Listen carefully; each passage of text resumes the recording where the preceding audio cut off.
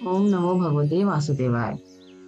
अब हम आगे बढ़ते हैं और सुनते हैं श्रीमद् भागवत सुधा सागर के तीसरे स्कंद का 15वां अध्याय, जिसका नाम है जय विजय को संकादि का शाप। श्री मैत्री जी ने कहा, विदुर जी, दीति को अपने पुत्रों से देवताओं को कष्ट पहुंचने की आशंका थी, इसलिए उसने दूसरों के तेज का नाश करने वाले उस कश्यप जी के तेज को 100 वर्षों तक अपने उदर में ही रखा। उस गर्भस्थ तेज से ही लोकों में सूर्यादि का प्रकाश क्षीण होने लगा तथा इंद्रादि लोकपाल भी तेजहीन हो गए। तब उन्होंने ब्रह्मा जी के पास जाकर कहा कि सब दिशाओं में अंधकार के कारण बड़ी अव्यवस्था हो रही है। देवताओं ने कहा, भगवान, काल आपकी ज्ञान शक्ति को कुंठित नहीं कर सकता, इसलिए आपसे कोई बात छिपी नहीं है। आप इस अंधकार के विषय में भी जानते ही होंगे। हम तो इससे बड़े ही भयभीत हो रहे हैं। देवादिदेव, आप जगत के रचयिता और समस्त लोकपालों के मुकुटमणि हैं। आप छोटे बड़े सभी जीवों का भाव जानते हैं। देव, आप विज्ञान बल संपन्न हैं। आपने माया से ही यह चतुर्मुख रूप और रजोगुण स्वीकार किया है। आपकी उत्पत्ति के वास्तविक कारण को कोई नहीं जान सकता। हम आपको नमस्कार करते हैं। आप में संपूर्ण भुवन स्थित है। कार्य कारण रूप सारा प्रपंच आपका शरीर है, किंतु वास्तव में आप इससे परे हैं।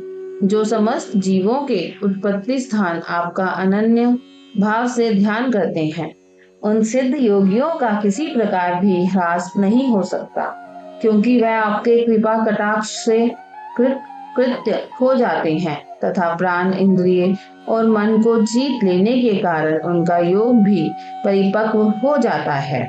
रस्सी से बंधे हुए बैलों की भांति आपकी वेदवाणी से जकड़ी हुई सारी प्रजा आपकी अधीनता में नियम पूर्वक कर्मानुष्ठान करके आपको बलि समर्पित करती है। आप सबके नियंता मुख्य प्राण हैं। हम आपको नमस्कार करते हैं। भूमन, इस अंधकार के कारण दिन रात का विभाग अस्पष्ट हो जाने से लोगों के सारे कर्म लुप्त होते जा रहे हैं, जिससे वह दुखी हो रहे हैं। उनका कल्याण कीजिए और हम शरणागतों की और अपनी अपार दया दृष्टि से निहारिए। देव, आग जिस प्रकार ईंधन में पड़कर बढ़ती रहती है, उसी प्रकार कश्यप जी के वीर से स्थापित हुआ ये दिति का गर्भ सारी दिशाओं को अंधकारमय करता हुआ क्रमश बढ़ रहा है। श्री मैत्रेय जी कहते हैं, महाभाव, देवताओं की प्रार्थना सुनकर भगवान ब्रह्मा जी हंसे और उन्हें अपनी मधुर वाणी से आनंदित करते हुए कहने लगे। श्री ब्रह्मा जी ने कहा, देवताओं, तुम्हारे पूर्वज मेरे मानस पुत्र सनकादि लोकों की आसक्ति त्याग कर समस्त लोकों में आकाश मार्ग से विचरा करते थे। एक बार वह भगवान विष्णु के शुद्ध सत्वमय सब लोकों के शिरोभाग में स्थित वैकुंठ धाम में जा पहुंचे। वहां सभी लोग विष्णु रूप होकर रहते हैं और वह प्राप्त भी उन्हीं को होता है, जो अन्य सब प्रकार की कामनाएं छोड़कर केवल भगवत शरण की प्राप्ति के लिए ही अपने धर्म द्वारा उनकी आराधना करते हैं। वहां वेदांत प्रतिपाद्य धर्म मूर्ति श्री आदि नारायण हम अपने भक्तों को सुख देने के लिए शुद्ध सत्वमय स्वरूप धारण कर हर समय विराजमान रहते हैं। उस लोक में निश्रेष नामक का एक वन है, जो मूर्तिमान केवल्य सा ही जान पड़ता है। वह सब प्रकार की कामनाओं को पूर्ण करने वाले वृक्षों से सुशोभित है, जो स्वयं हर समय 6 ऋतुओं की शोभा से संपन्न रहते हैं। वहां विमानचारी गंधर्वगण अपनी प्रियाओं के सहित अपने प्रभु की पवित्र लीलाओं का गान करते रहते हैं, जो लोगों की संपूर्ण पाप राशि को भस्म कर देने वाली है। उस समय सरोवरों में खिली हुई मकरंद पूर्ण वासंतिक माधवी लता की सुमधुर गंध उनके चित्त को अपनी ओर खींचना चाहती है, परंतु वे उसकी ओर ध्यान ही नहीं देते, वरम उस गंध को उड़ाकर लाने वाले वायु को ही बुरा भला कहते हैं। जिस समय भ्रमर राज ऊंचे स्वर से गुंजार करते हुए मानो हरि कथा का गान करते हैं, उस समय थोड़ी देर के लिए कबूतर, कोयल, सारस, चकवे, पपीहे, हंस, तोते, तीतर और मोरों का कोलाहल बंद हो जाता है, मानो वह भी उस कीर्तन आनंद में बेसुध हो जाते हैं। श्री हरि तुलसी से अपने श्री विग्रह को सजाते हैं और तुलसी की गंध का ही अधिक आदर करते हैं। यह देखकर वहां के मंदार, कुंद, कुर्बक, उत्पल, चंपक, अर्ण, पुन्नाग, नागकेसर, बकुल, अम्बुज और पारिजात आदि पुष्प सुगंध युक्त होने पर भी तुलसी का ही तप अधिक मानते हैं। वह लोक वैदुर्य, मरकतमणि और सुवर्ण के विमानों से भरा हुआ है। ये सब किसी कर्म फल से नहीं, बल्कि एकमात्र श्री हरि के पाद पदों की वंदना करने से ही प्राप्त होते हैं। उन विमानों पर चढ़े हुए कृष्ण प्राण भगवत भक्तों के चित्तों में बड़े बड़े नितंबों वाली सुमुखी सुंदरियां भी अपनी मंद मुस्कान एवं मनोहर हास परिहास से काम विकार नहीं उत्पन्न कर सकती। परम सौंदर्यशालिनी लक्ष्मी जी, जिनकी कृपा प्राप्त करने के लिए देवगण भी यत्नशील रहते हैं, श्री हरि के भवन में चंचलता रूप दोष को त्याग कर रहती है। जिस समय अपने चरण कमलों के नूपुरों की झनकार करती हुई वह अपना लीला कमल घुमाती है, उस समय उस कनक भवन की स्फटिकमय दीवारों में उनका प्रतिबिंब पड़ने से ऐसा जान पड़ता है मानो वह उन्हें बुहार रही हो।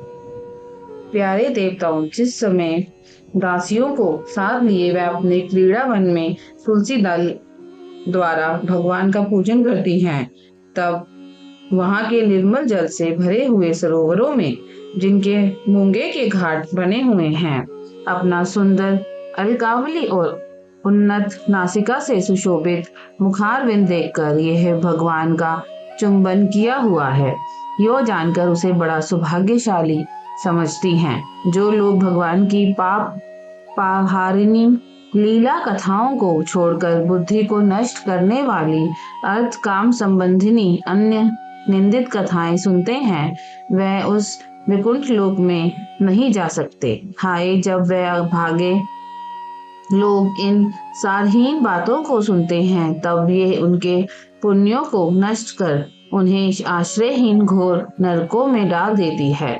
आहा, इस मनुष्य योनि की बड़ी महिमा है। हम देवता लोग भी इसकी चाह करते हैं। इसी में तत्व ज्ञान और धर्म की भी प्राप्ति हो सकती है। इसे पाकर भी जो लोग भगवान की आराधना नहीं करते, वह वास्तव में उनकी सर्वत्र फैली हुई माया से ही मोहित हैं।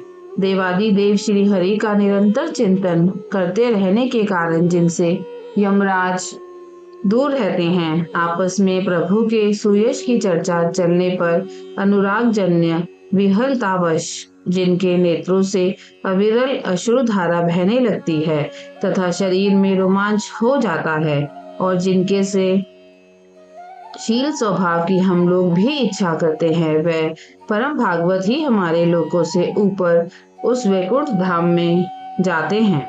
जिस समय सनकादि मुनि विश्व गुरु श्री हरि के निवास स्थान संपूर्ण लोकों के वंदनीय और श्रेष्ठ देवताओं के विभिन्न विमानों से विभूषित उस परम दिव्य और अद्भुत वैकुंठ धाम में अपने योग बल से पहुंचे, तब उन्हें बड़ा ही आनंद हुआ।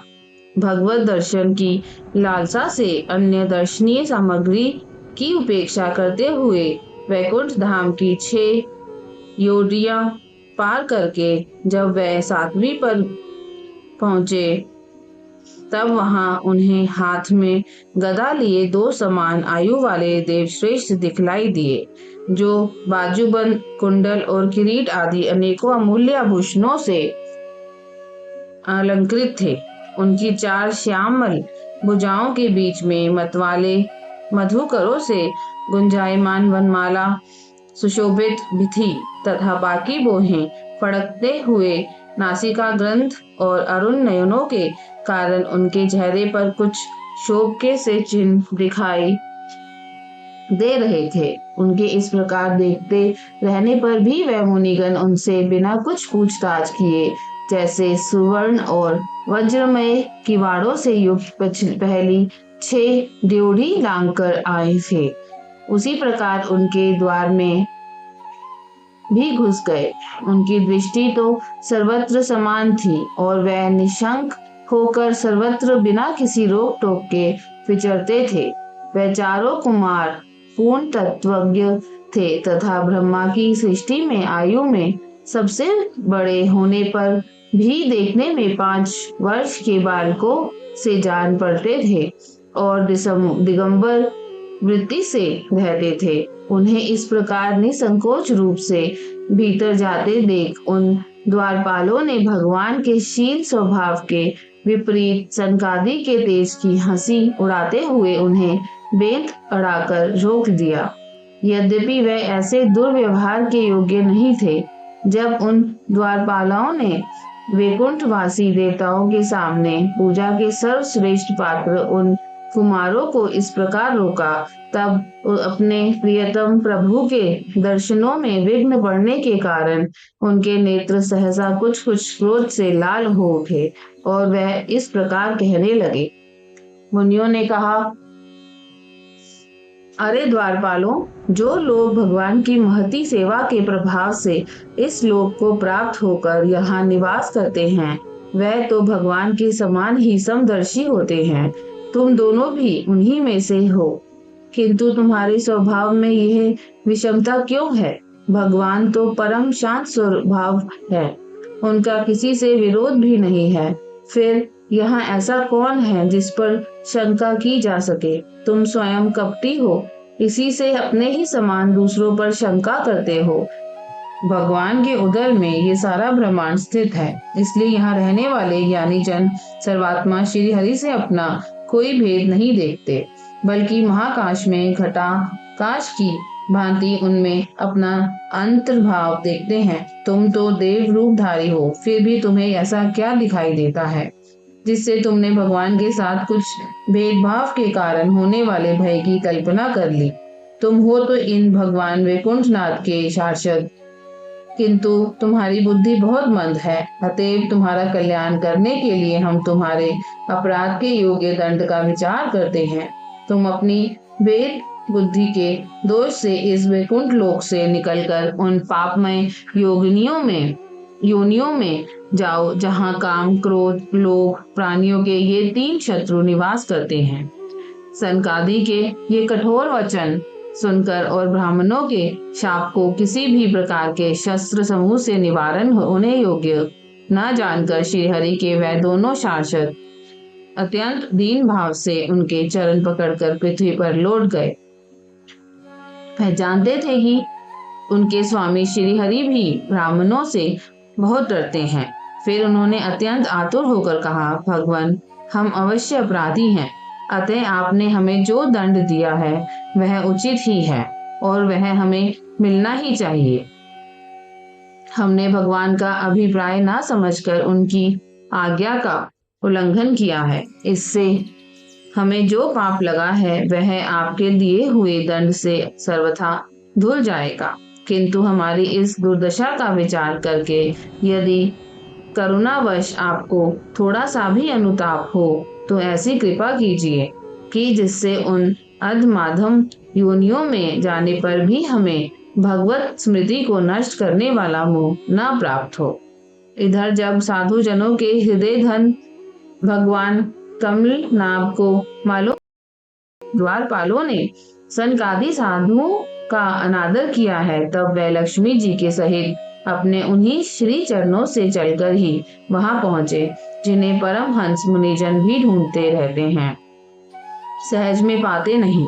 सनकादि ने देखा कि उनकी समाधि के विषय श्री वैकुंठनाथ स्वयं उनके नेत्र गोचर होकर पधारे हैं।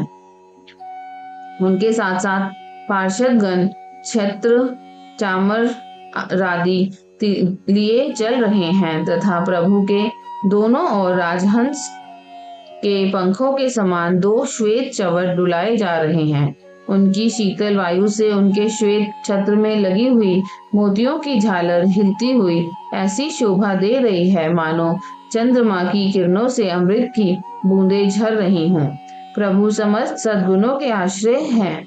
उनकी सौम्य मुख मुद्रा को देखकर जान पड़ता था मानो वह सभी पर अनवरत कृपा सुधा की वर्षा कर रहे हैं।